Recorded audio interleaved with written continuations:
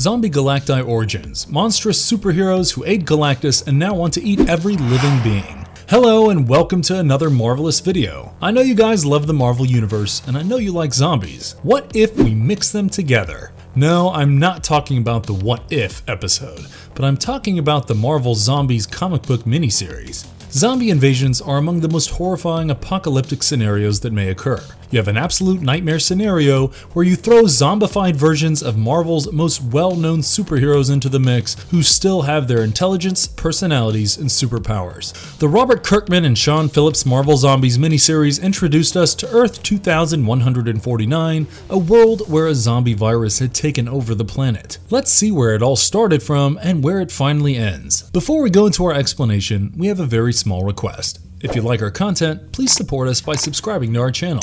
This is a small click for you, but for us, it means a lot. Thank you, and let's begin. Zombie Galacti Origins. Marvel Comics released a 5-issue limited series titled Marvel Zombies from December 2005 to April 2006. Robert Kirkman wrote the story for the series, Sean Phillips did the art, and author Soydam did the covers. But before we get into the story of the 5-part issue, we need to know a bit about the backstory, which can be found in the crossover story arc of Ultimate Fantastic Four. It all started in the 2005 3-part story arc titled Crossover, where the readers were first introduced to Earth 2149, which ran for the Ultimate Fantastic Four issues number 21 to number 23. Instead of traveling to Earth 616, the Ultimate Fantastic Four established a portal to Earth 2149, which zombies populated. It all started for them when a zombified sentry fell to Earth and transmitted the virus to the Avengers, X-Men, and of course, the Fantastic Four. After turning almost everyone into zombies in their reality in 3 days, the zombified Fantastic Four wanted to establish a portal to other realms so they could feast. Reed teamed himself with Magneto from that planet, who was not infected, and his colleagues kidnapped their zombie counterparts before crossing over to face an army of zombie heroes. Magneto destroyed the teleporter to let the Ultimate Fantastic Four return home. With Marvel Zombies the following year, readers returned to the realm of the Flesh Fiends. Magneto battling the zombie heroes is where the 5-issue series began from where the previous narrative left off.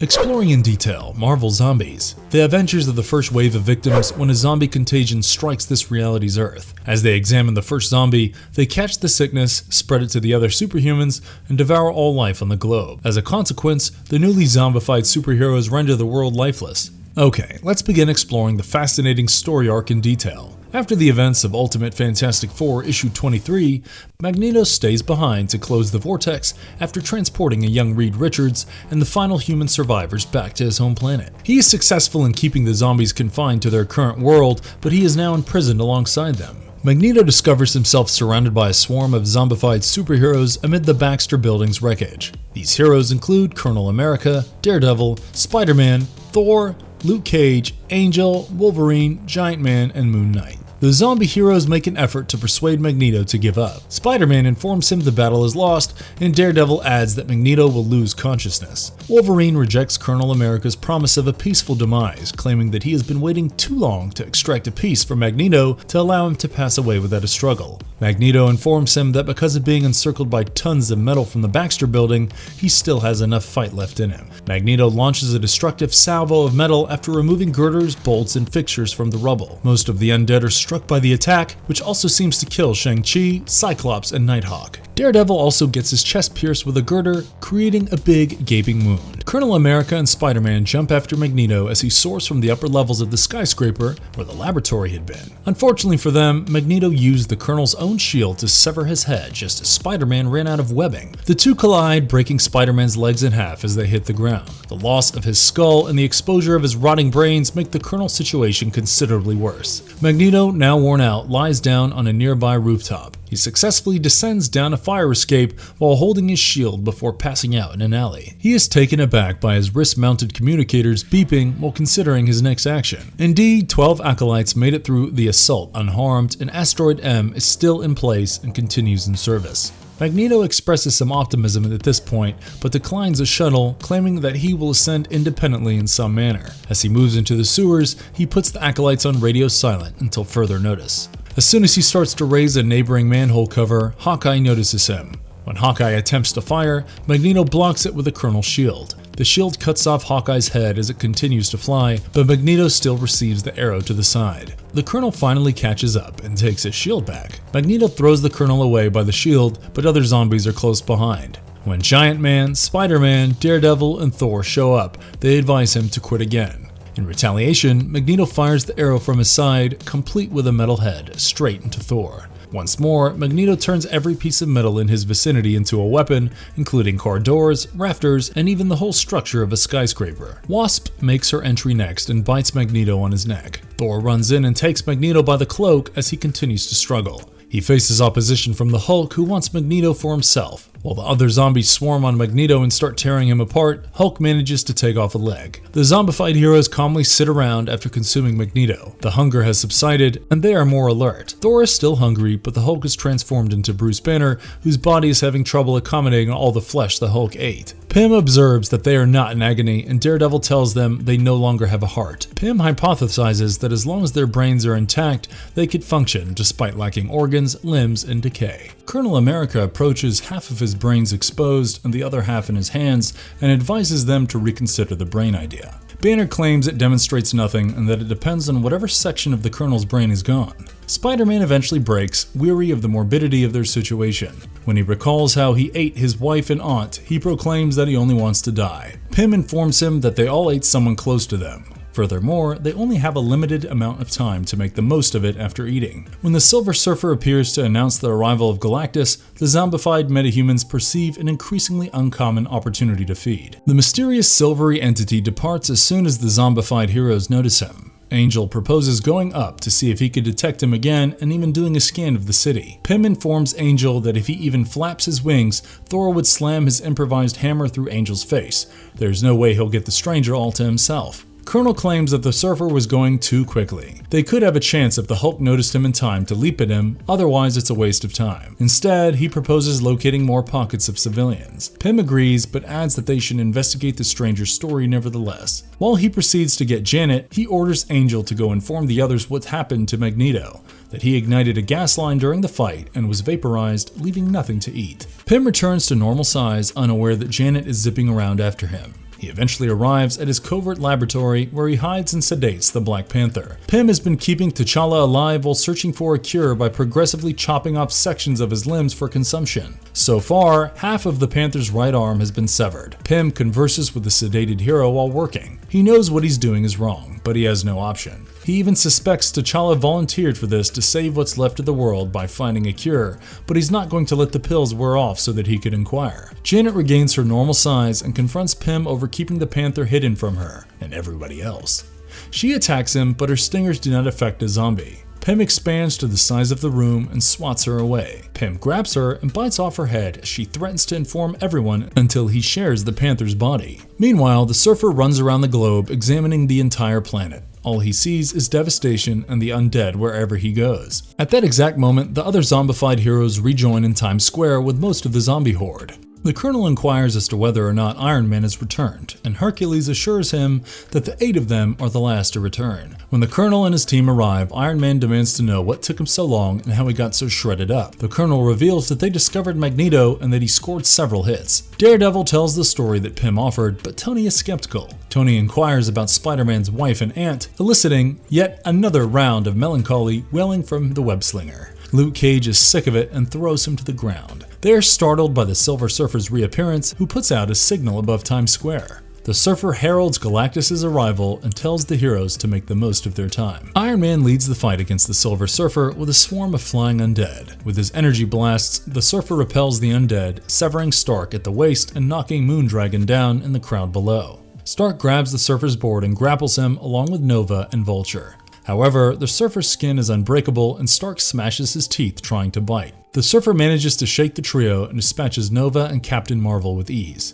Thor is more successful and shatters his cobbled hammer on the Surfer's face, knocking him off the board. The Colonel leads the ground charge, instructing everyone to keep the Silver Surfer off balance. The Surfer rapidly dispatches Moon Knight, Namor, the Vulture, and Falcon due to these tactics. Wolverine slashes at him, but the strike's power only rips the adamantium bones from his arm's decaying flesh. Wolverine eventually ends up precisely next to Stark's torso. Stark requests that Logan throw him into the battle so that he may use what little power he has left for one final repulsor blast. Wolverine agrees and throws Tony into the fray as the Surfer dispatches Speedball and Gambit. When all others fail to harm the Surfer, Banner transforms into Hulk again, moves in, and bites his head off. Wolverine, Colonel America, and Luke Cage feast on the body, attracting the other zombies' attention. Unfortunately, Giant Man scoops up the severed Herald's body and divides it among himself, Iron Man, and Spider-Man before the rest can feast. When Beast complains to Colonel America that none of the others got a mouthful, the ex-president motions at him, leading to accidentally slashing his face and killing him with Power Cosmic,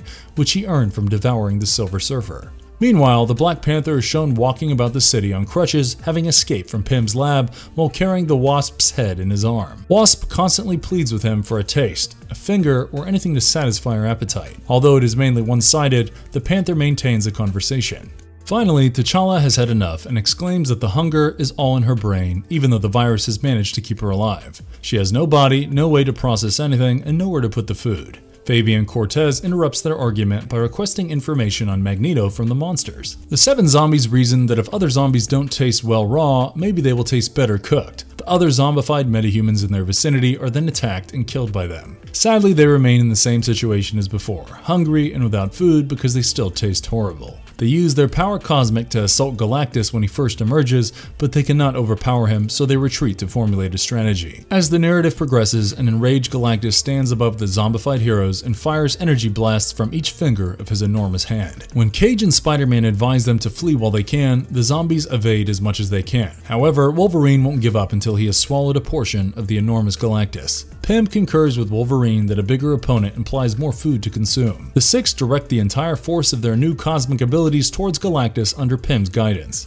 Galactus informs him without hesitation that he admires their fortitude and that it is a unique quality even in his journeys, but that he has flattened worlds and armadas. Pym believes that they ought to get back to his lab. There he seeks to discover a strategy to take down Galactus. In response to Hulk's comment that he hasn't seen Pym in his lab since the whole situation began, Pym says he had kept it a secret up until this point, without mentioning keeping Black Panther for himself. Cage observes Janet Van Dyne's body as they enter the laboratory. Before they can act hastily, Pym begs the others to wait as he opens the cabinet where he had been storing the Black Panther. When Pym turns around and sees T'Challa gone, he is obviously taken aback. However, when questioned about what he was hiding, he swiftly gathers his thoughts and says that the only thing he was hiding was the fact that Janet had assaulted him and he had to murder her. The fleeing T'Challa converses with the acolytes somewhere in the city. Cortez is still in disbelief that anybody could live. However, Burns believes it to be some sort of zombie trick given that he clutches Wasp's head. Before Burns can react, the Panther, who can see where this is headed, flings Janet's head at him. Janet succeeds in biting Burns' neck. Even with his diminished strength, T'Challa is able to take out the first acolyte and easily avoid Cargill as the other ones immediately attack. Everyone is to halt, according to Cortex. T'Challa thanks Cortez for his patience, and Cargill begins to object. She is cut off by Cortez, who argues that cooperation among the last few people is necessary for the species' survival. Burns paid the price for disobeying a clear instruction by losing his life. Days later, while Banner, Pym, and Stark search for a strategy to defeat Galactus, Spider-Man and Cage play cards in Pym's lab. Colonel America declares that Wakanda has passed its prime when he returns from the African nation with several sheets of vibranium, perhaps the last refined vibranium ever produced. They should have everything they need to carry out their plan with the supplies they took from Castle Doom in Latvia, the materials they scavenged from the Baxter Building, and the crystals they stole from Doctor Strange's Sanctum Sanctorum. As they labor, Banner begins to feel his appetite return. Colonel America is surprised as Hulk rips a fragment of the Silver Surfer from his bandaged belly. Stark says they've all been doing it since parts of him started coming out, except for Cage and Spider-Man, whose bodies are already messed up. They hold the hunger at bay by re-eating the meat for long enough to work. Back in Times Square, Galactus battles a swarm of zombified supervillains like Doc Ock and Lizard. At Asteroid M, the landing crew, including T'Challa and Janet Van Dyne's head, is met by Reynolds, the asteroid's resident science man. Reynolds is ambivalent about seeing T'Challa, but ecstatic that he's brought a specimen. Janet is unimpressed. T'Challa warns Reynolds to treat her with dignity despite her current state. Cortez invites Lisa Hendricks to show T'Challa around, which she gladly accepts. When T'Challa says he'd instead find a better method to get him out first, the acolytes bring him to Forge, another survivor who knows a thing or two about mechanical limbs. Back in the city, the crew is putting together their secret weapon. The baddies even appear to be wearing Galactus down. The 7 assemble around the gadget and fire after a few last-minute modifications. The machine mixes and amplifies their powers before directing a single, powerful beam into a far more susceptible Galactus. It only takes a few hits from their new super weapon to knock down Galactus, and while he lies there, the supervillains and superheroes battle over who will swallow his flesh. The zombified heroes clearly have the upper hand with a power cosmic and efficiently dispatch most of the villains, but not before Red Skull dips his fingers into Colonel America's partially severed head and scoops out his remaining brains, killing him. In a twist of turns, it is revealed Galactus isn't actually dead. He was just dazed and he tries to get up, but the surviving zombies attack him and eat him alive. They consume him and absorb some of his abilities, apparently taking his position as the devourer of worlds. A weird spaceship returns to the neglected, overgrown square 5 years later.